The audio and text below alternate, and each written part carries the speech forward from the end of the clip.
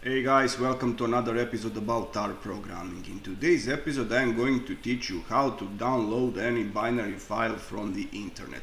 So basically only two things that you need are a curl program installed to your computer and RCurl library installed to your RBase.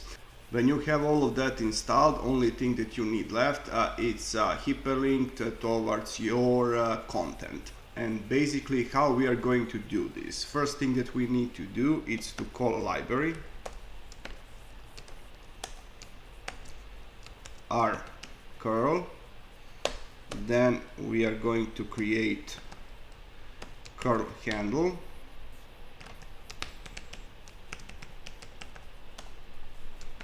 Like this. Now I'm going to take some hyperlink URL, and for that purpose I've opened this Pixabay website, and you could take any picture you like, and I'm going to take this Buddhist monk, I believe, because I feel so spiritual today. Right click on it, open in new tab, and what you have to do is to have this hyperlink in here. I'm going to copy that to our code like this, and now we are going to download it with this line of code, and we are going to use function get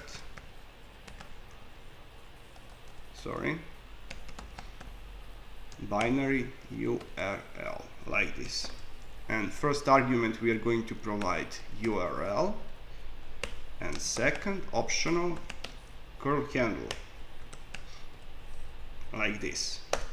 And at the end we are going to write this content out to our file system.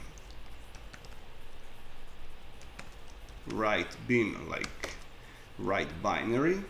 First argument is going to be content, and second it's actually going to be path. I'm going to provide it to local directory in here .png, and I'm going to run this code. I probably have some typo. Yeah, like this. Let's try again. Everything is fine now. I'm going to open our local directory, and we have in here .png. Let me open this. Yeah, we have our baby monk. So that's all for this episode. If you like this content, please subscribe, and see ya.